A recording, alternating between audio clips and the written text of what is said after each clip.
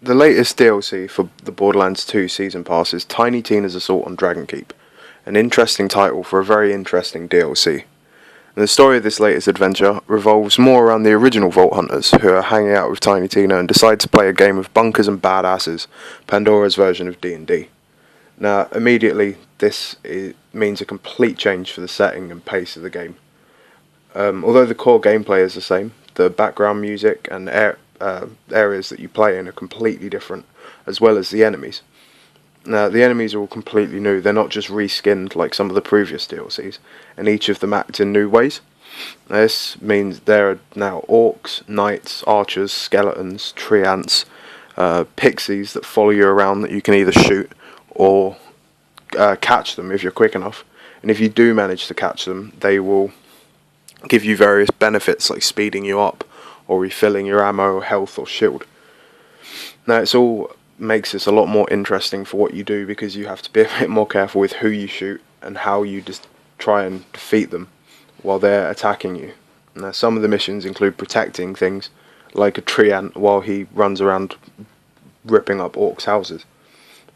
Other than this though, the fighting gameplay is pretty much the same as the core game, which is probably a good thing because they didn't really need to change anything there. Now the thing that makes this DLC really stand out is the writing in it. There's a lot of guest characters from the main game and some of the other DLCs, including Mr. Torg, a gatekeeper who eventually gets relegated to the stockades for not being a real nerd, according to Lilith, and then has to prove himself by answering a series of nerdy questions. Ellie's in it, and Moxie has a new, more medieval look to her. She runs the Grog and Girls Tavern. Now, a lot of the humour in this is very referential to other things.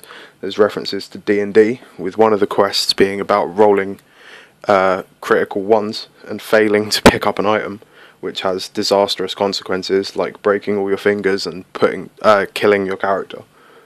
There are also quests about finding Claptrap a beard, and the questions that Mr. Talk has to answer are all references to Pandora's version of Star Trek, Doctor Who and Lord of the Rings.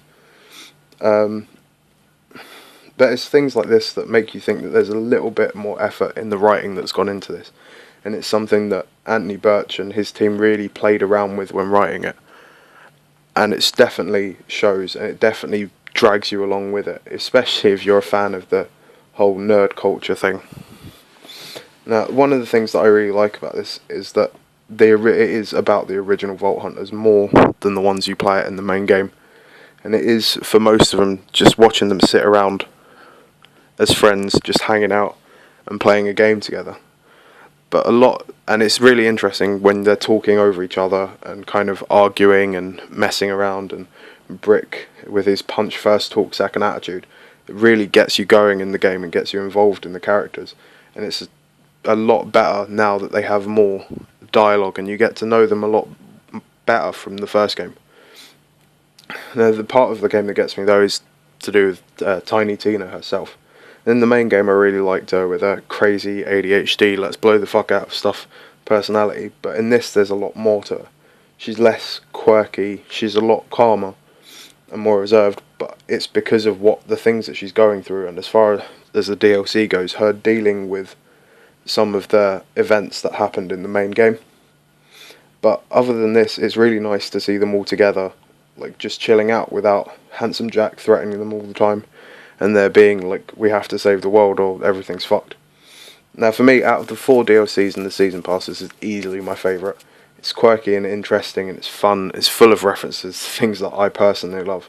But even if you aren't that big of a nerd, the DLC is still great. It's more of the same from the game, from the core game, and definitely the better written of the 4 DLCs. So thanks for watching, subscribe if you like this video, and if you visit binarycore.org there'll be a full written review for this DLC. Thanks a lot.